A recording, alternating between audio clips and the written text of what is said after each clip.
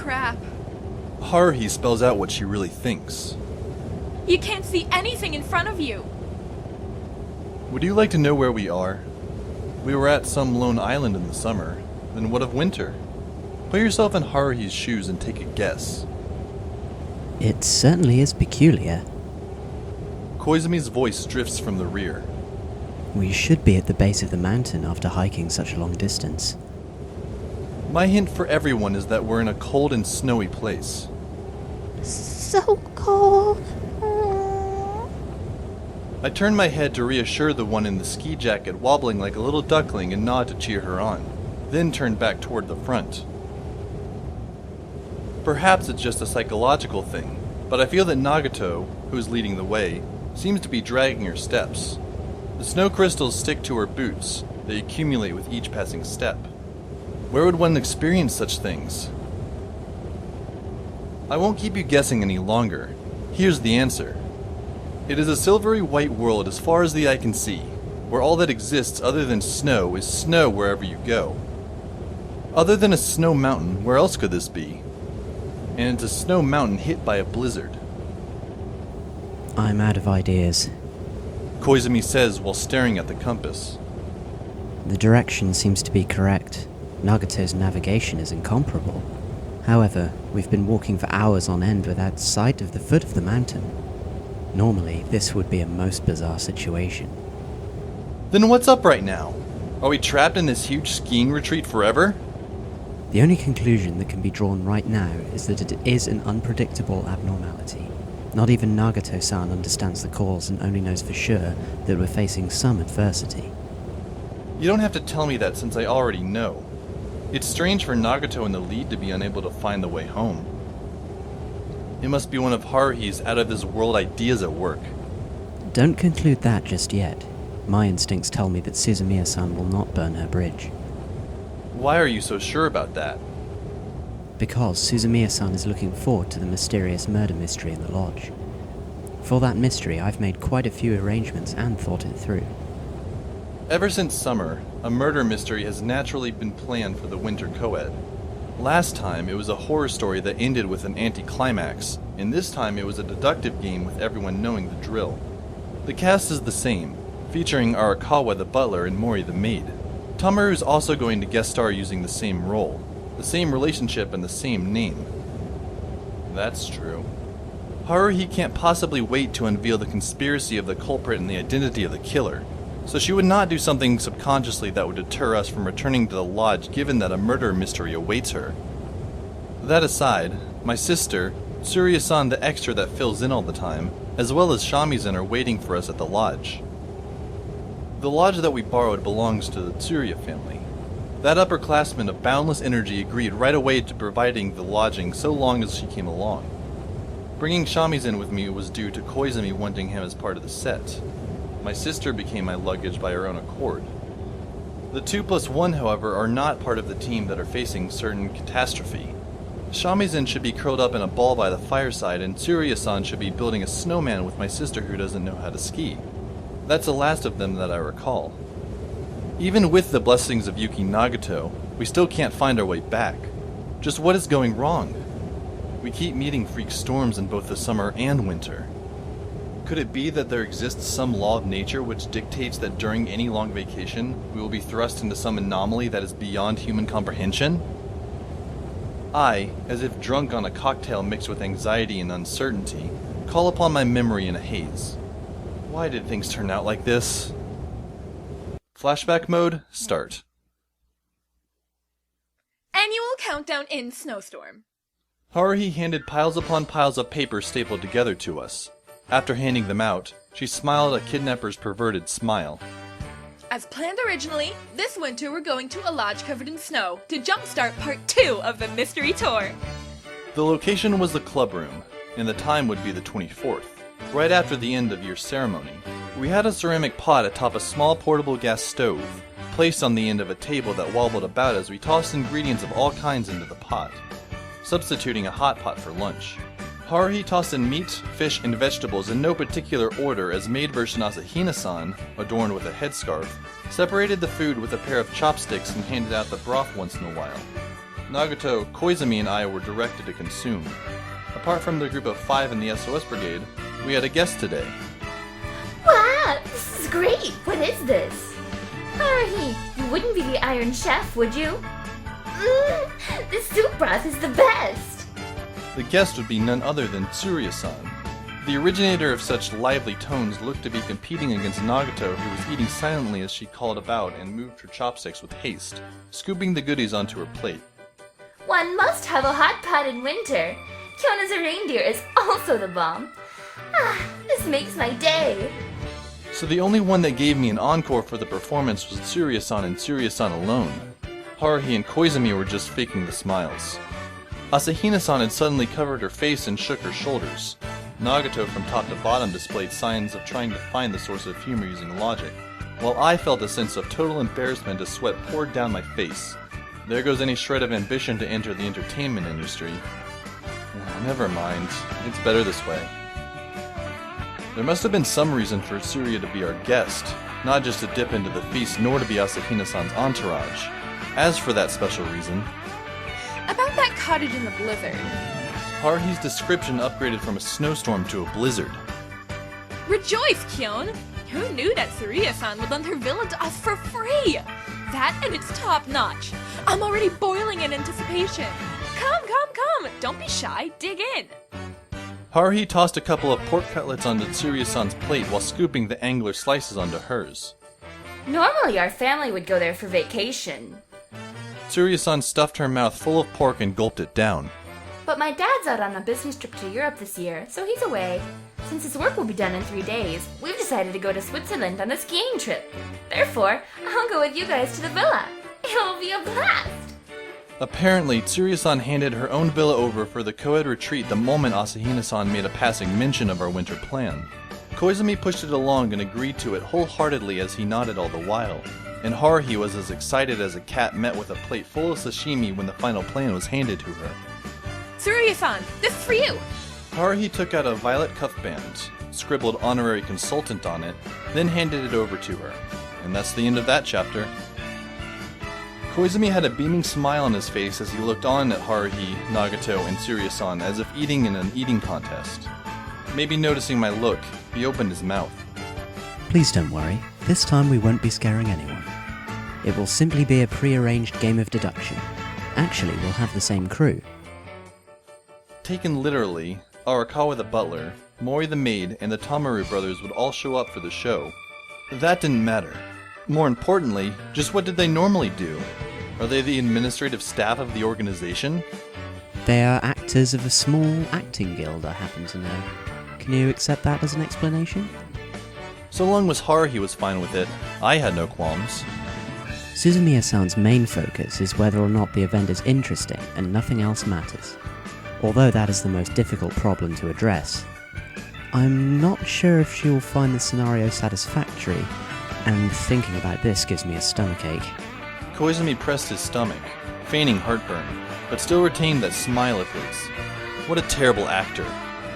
I am more of a normal person than Haruhi, given that I can't place fun in the center and ignore everything else. I looked around for something that could calm my nerves, and I stopped first at the expressionless facade of Nagato. Good old poker-faced Nagato. The typical Yuki Nagato that I have come to know was gulping at the hot pot ingredients as if nothing had happened. According to the schedule on the booklet, the departure date was the 30th of December, a day before New Year's Eve. The snow mountain was not all that far away. It was reachable within a couple of hours on a bus ride, pretty much within the same day. When we arrive, the orders of the day would be to ski, ski, and ski. A party would follow at night, no alcohol allowed, with dining arrangements by Arakawa-san the butler from the lone island, as well as Mori-san. The Tomoe brothers would appear a day after as the late guests of honor, and after that the curtain on the detective game rises. Following that, New Year's Eve would be spent dissecting the act and the conspiracy behind it. Everyone then can bid farewell to the passing year without regrets, and say hello to the new year. And that would be the entire co-ed plan in a nutshell.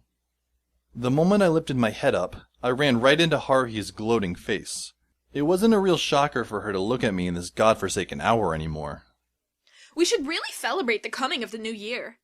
Haruhi picked up the leek with her chopsticks.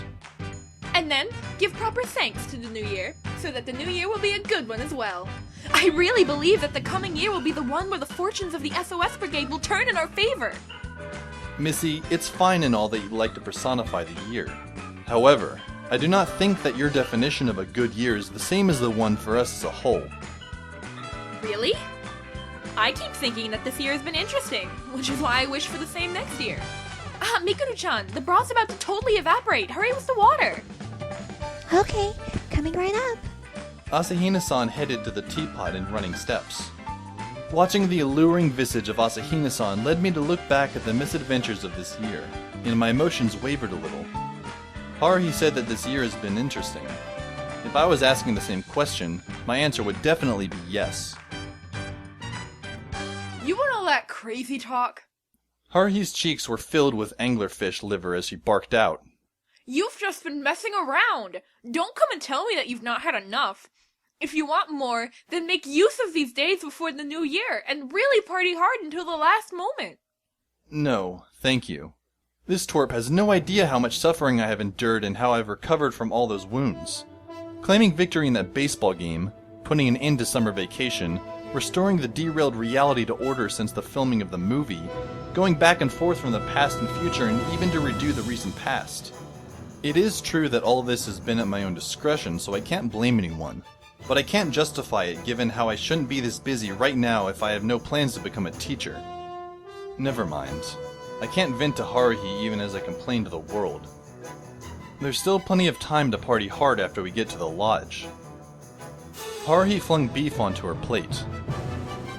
Just partying isn't enough. We have to set it ablaze. Listen up. There's only one New Year's Eve every year. Think about it. New Year's Eve this year is once in a lifetime, just as today is. This day won't come again after it's gone. Therefore, you wouldn't be living up to today if you don't live life to the fullest.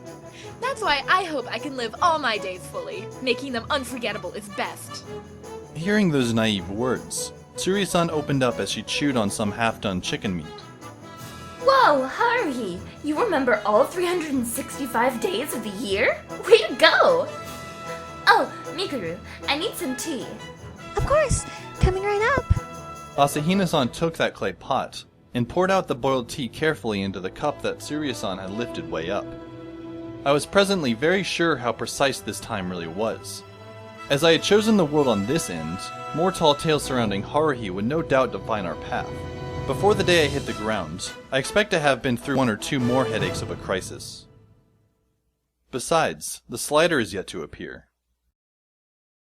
Hurry up and appear already! My tongue slipped.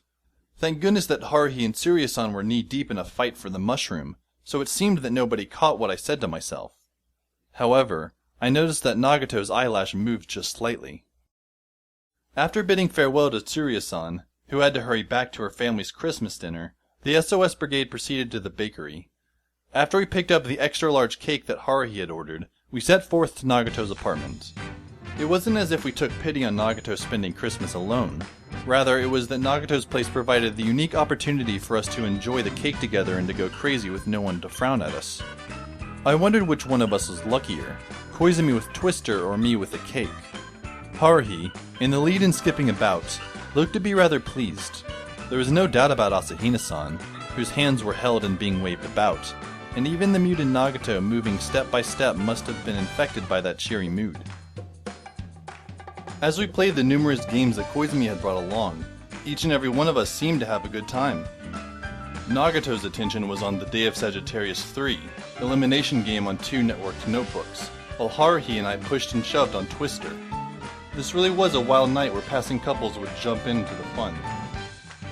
With that, we had a fun-filled Christmas Eve.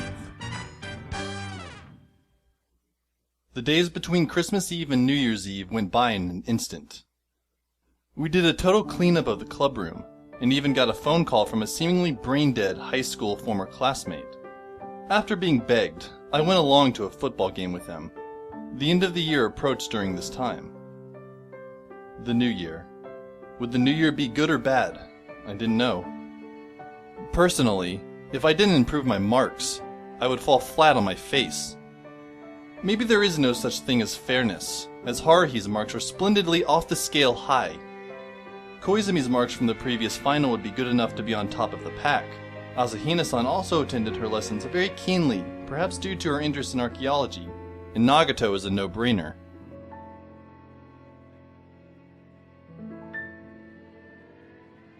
With that, Let's go! Haruhi called forth. Woohoo! Tsuruya-san cried back. The weather is apparently clear, making today perfect for skiing. Although this is according to the weather at this point in time. Koizumi relayed the forecast. Skiing?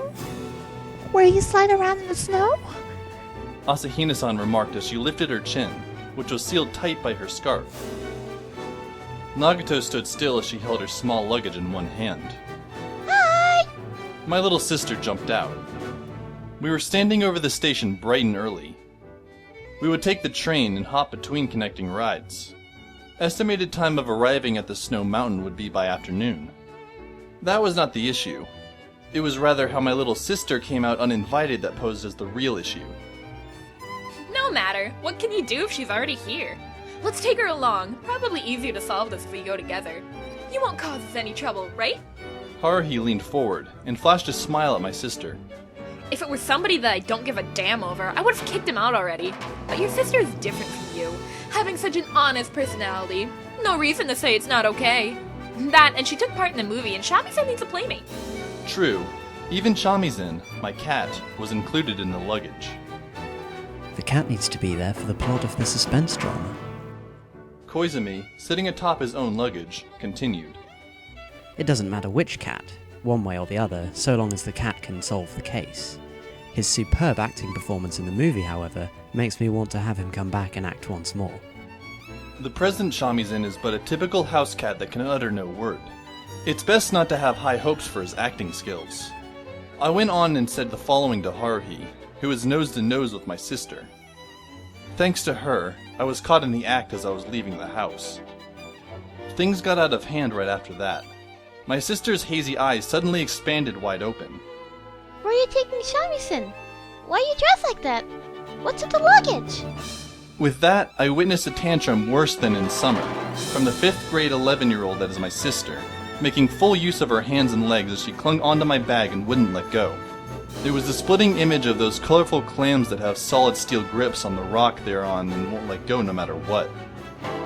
It's still quite manageable with one more on board. Koizumi smiled. We won't go over the budget for paying a child fare.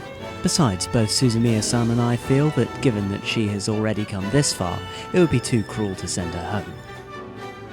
On the express headed for Snow Mountain, my sister's urge to play did not subside and she tunneled about in between all of us, burning away at her energy.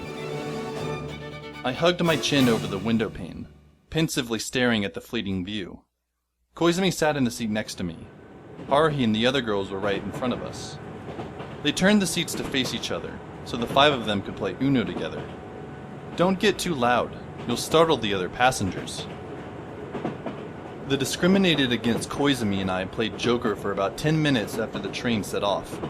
It got progressively more and more boring, so I gave up.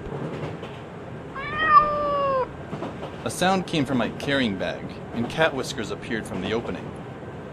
Hold on for a little longer, I persuaded him, as he lay beside my legs. After we get there, I'll get you new cat food. Shamisen fell into silence, seemingly understanding my intention. Koizumi, amazed, remarked, At first, when he first started talking, I was totally blown away. Having caught this cat was to have struck gold. I don't just mean having found a male calico, but having him so understanding of emotions makes him just incredible. Koizumi leaned back, sank into the chair and shut his eyes to rest a little. The moment we got there would be totally occupied, so storing up energy was the right thing to do right now. The scenery outside became more and more rural. As we passed each tunnel, the view became more silvery white. I headed into sweet dreams as I enjoyed the view. With that, we concluded our train ride as we hugged our luggage and rolled out of the train station. What greeted us was the dichromatic view of the clear blue sky, accompanying the glaring white snow and the familiar greetings from a group of 2. Welcome everyone. It has been some time since we last met. With a deep bow, here was the best actor as the butler, You must all be tired from the long trip. Welcome. alongside the beautiful maid of age unknown. Not at all, not at all. Sorry for making you so busy. Koizumi, ever so able to make such talk, headed their way and stood alongside the two of them. This would be the first time that Tsuruya-san has met them. These are my friends, Arakawa-san and Mori-san. I have asked for their assistance regarding the dining accommodations for this tour. Their attire remained exactly as it was in Lone Island. Here was the three-piece wearing, gray-haired gentleman butler Arakawa, and wearing a plain apron atop a dress, the maid Mori-san. I am Arakawa. I am Mori. The two greeted us at the same time. In this chilling temperature, they greeted us without even donning a coat. Would this be part of the act? Or was it a sense of professionalism stemming from their roles that prompted them into this? Tsuruya-san dangled the heavy luggage around. Hi, nice to meet you. Since Koizumi-kun recommended you all, I have no doubt whatsoever. Please take care of us. Use the mansion however you like. Thank you very much. The sincere Arakawa-san bowed once again, and lifted his head after some effort, as he revealed a stiff smile on his face. It is of much relief to see all of you in high spirit. I apologize for the poor reception in the summer. Please do forgive us. Mori-san revealed a warm smile, and the moment she saw my sister, that smile softened even more. Wow, such a cute little girl. The uninvited guest quickly sprang back to life as seaweed does when it hits boiled water. Hi! She said, and quickly dashed to Mori-san's skirt. Haruhi walked forward and stepped onto the snowfield. It's been too long. I'm really looking forward to the winter co-ed. That typhoon which blew over in the summer was quite the bummer, so I plan to make up for all of that in one scoop this time around. With that, she turned around and went on as if she was a rook about to charge. Let's get going! We can really go crazy after this. Let's get rid of all the dirt from this year and welcome the year anew! Not even one speck of remorse can be taken to the new year. Alright? I looked aside at the horizon to avoid that gleaming to the point of glaring, smiling facade of Haruhi. The sky was absolutely clear and showed no sign of an impending storm.